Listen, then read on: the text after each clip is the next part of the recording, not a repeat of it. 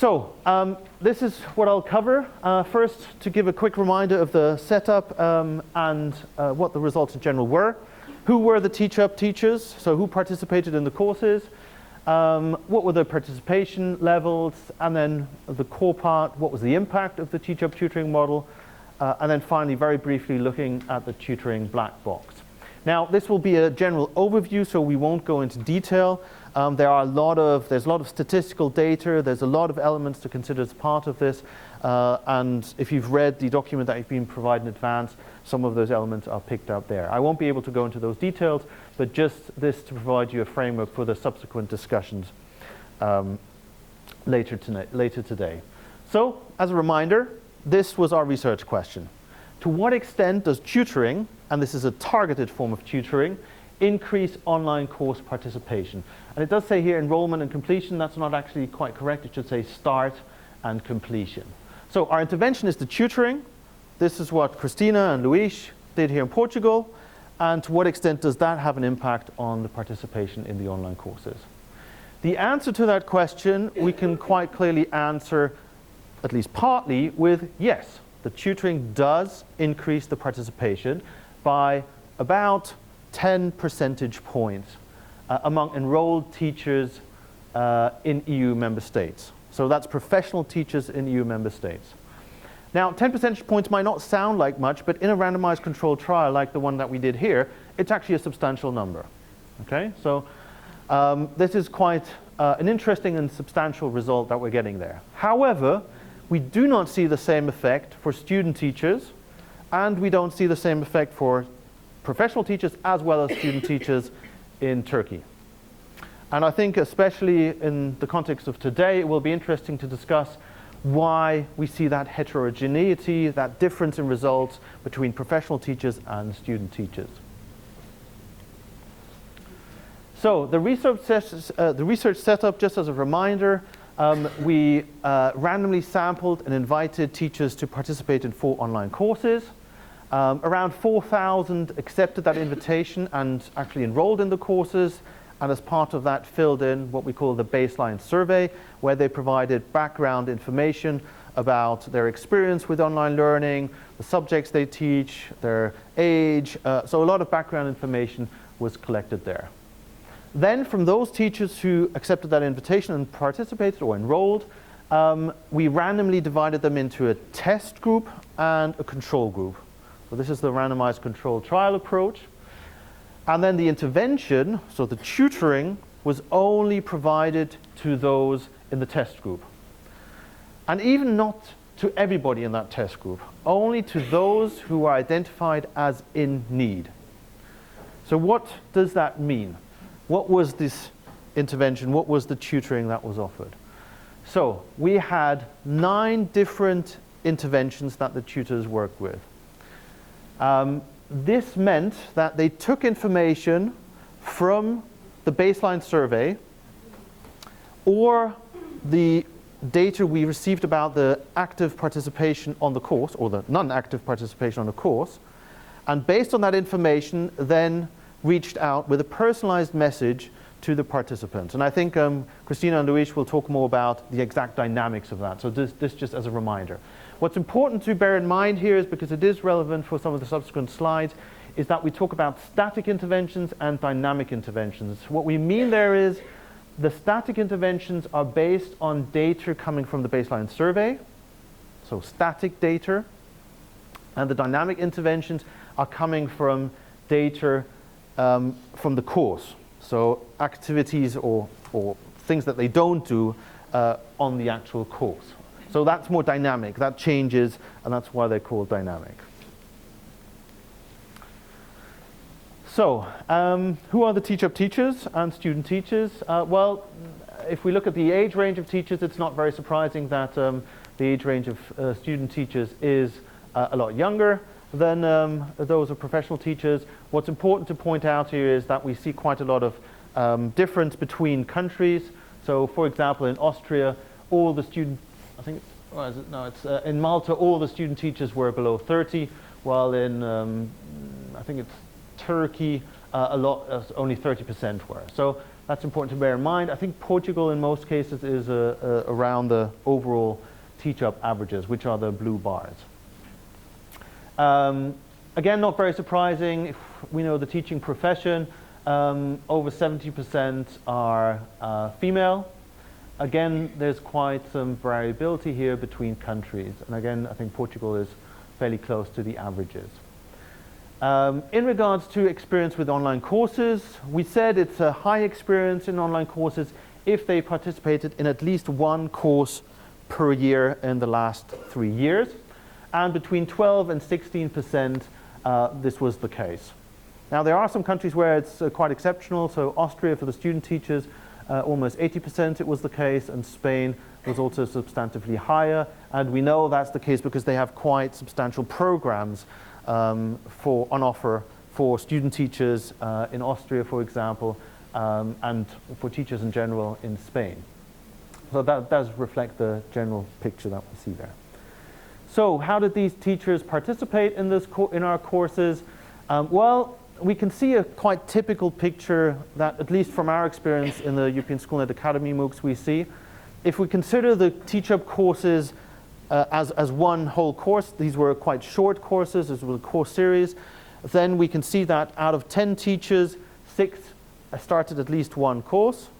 So 6 started that TeachUP course series, and about 3 completed at least one course. So if we take as a base the enrollment numbers, 60% engagement rate, 60% starting, and 30% completion rate. If we take as a base the starting numbers for the completion, it's actually quite a high completion rate at 50%. So that's important for these results because with such a fairly high natural completion rate, the tutoring, the potential impact of the tutoring has less potential to achieve an improvement there. And we will see that in actually the later courses, that natural completion rate was even higher. So how did that sort of divvy up between the different courses? Well, we can see that we see a significant starting numbers in course 1, which then drops quite substantially for courses 2, 3, and 4. And in reverse to that, the completion rate is lower for course 1 and then goes up quite substantially for courses 2, 3, and 4. Now, there are many possible reasons why this could be the case. If you participated in course 1, you might have experienced some of the technical issues that were there, which could be part of the explanation here. But there are also other aspects that can be considered here, especially if we think about the completion rate. It's possible that we are seeing sort of self-selection of teachers. Those who are most motivated, most engaged, well, they continue with course 2, course 3, course 4, and in consequence, those are also the ones most likely to continue the courses and complete them. Yeah, so that brings me to the impact of the TeachUP tutoring model. Now, I've already mentioned that we can say quite clearly for professional teachers in European Union countries in the TeachUP project, we can say there was a clear impact on the participation and completion. However, if we look at that a bit more closely, the picture is slightly different. We can see here in course 1 quite a strong, significant, statistically significant impact in regards to those who start the course also completing it. So the yellow one being the control, the blue one being the test group. That is not continued in course 2, 3, and 4. Now, that does not mean that the tutoring didn't have an impact on completion in course 2, 3, and 4. It didn't have a direct impact. Because the tutoring did have an impact in course 2, 3, and 4 on the probability to start. So we don't see an increase in the probability to complete in course 2, 3, and 4, but we do see an impact on the probability to start. So in course 2 by about 13 percentage points, 9 percentage points in course 3, and 12 percentage points in course 4. And just, again, these are quite substantive numbers, and they are statistically significant. Now, why do I say that this also means there's an indirect effect on completion? Well, actually, let me come back to that. There are two possible explanations for what we're seeing here. So the fact that in course 1 we see a higher completion rate, but not in course 2, 3, and 4, while in course 2, 3, and 4 we see a higher probability of starting. Well, first possible explanation is the teachers have gained more experience. So as they proceed through the courses, they are familiar already from course 1 how the course works. So the impact of the tutoring in course 2 and course 3 is likely to be less or 0, because they already know what it's like. They've maybe even benefited from the tutoring. So it's obvious that then there will be no impact. The other possible explanation here is that the teachers are being differently selected, because we do see a change in the tutoring from course 1 to course 2, 3, and 4. In course 1, we only implemented the static tutoring. So only the tutoring taking into account the baseline survey data. In course 2, 3, and 4, we added to that the dynamic interventions, the dynamic tutoring, also taking into account the activities on the course. And one intervention there in particular, which is identified here as trigger 4, was actually looking at did they start the course or not. And based on that then trying to get them to start the course through a personalized personalized intervention from the tutor. So what we might be seeing here is that we are getting people onto the course who would not normally start the course and who have a lower probability of completing the course. Yeah. Now, if we look at the data, both of these possible explanations are supported. This here shows you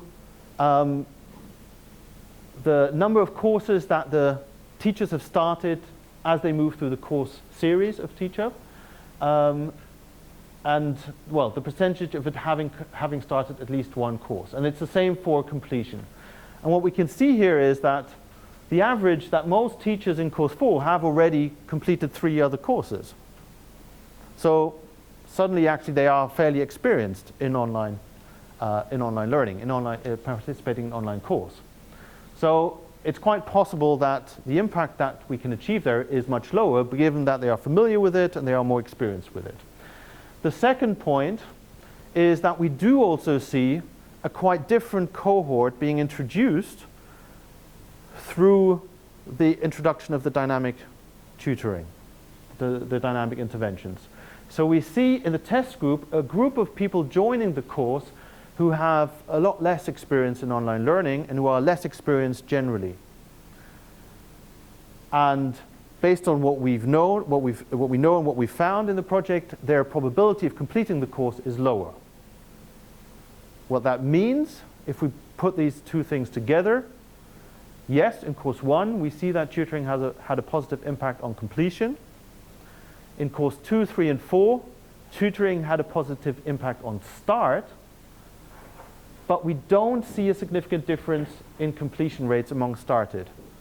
Now, given that we've added to the cohort people who would normally not complete the course or have a higher likelihood of not completing the course, if there would have been no tutoring, we could have seen actually a reduced completion rate. We didn't see that. So indirectly, the tutoring also has a positive impact on completion among the enrolled participants in the professional teachers, among those professional teachers in the EU. So I should clarify, everything I've been talking about applies only to professional teachers in the EU, not to student teachers. Okay, I hope that's reasonably clear. There is quite a bit of information in that, and of course there are a lot of variables that statistically have been accounted for, have been controlled for in making this statement and in identifying that 10% figure I mentioned at the beginning. Very briefly, let's look at the situation for the student teachers. So we do see that tutoring had a positive impact on start for course 2 and 4, but we don't see any positive impact on course completion. In fact, we see a negative impact in course 4. So overall, we can say that there's no impact on student teachers' probability of starting or completing the courses in the TeachUP experimentation. Okay, let's just very briefly look at the what we call the tutoring black box.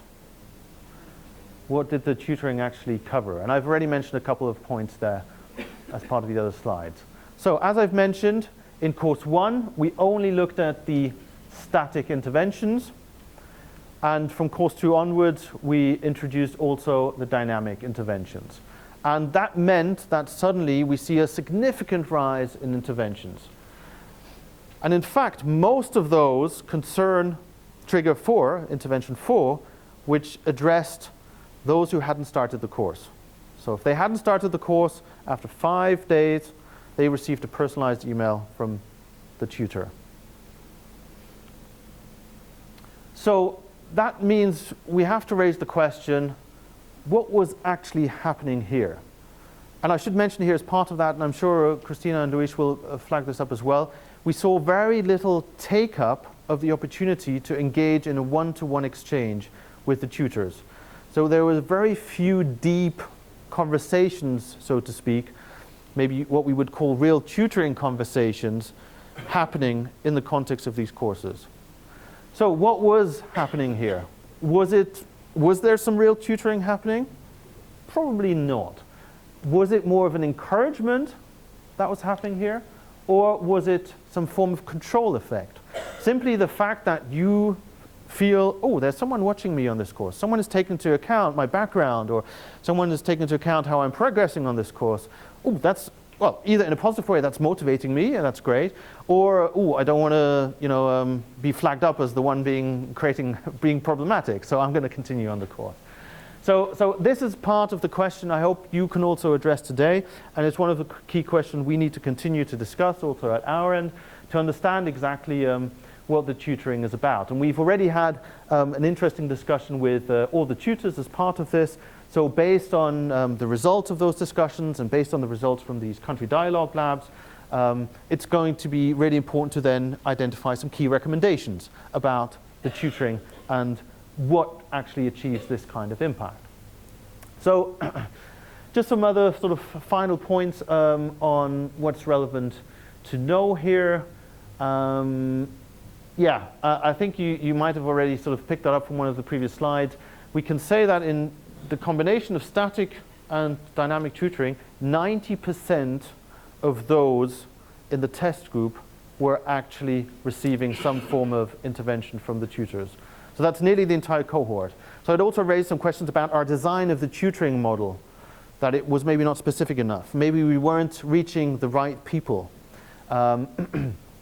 Maybe we were reaching too many people, and then some people also got annoyed by being reached out by a tutor, and they did feel actually they were in need. Yes. So and the static ones were a lot less. There were 38%.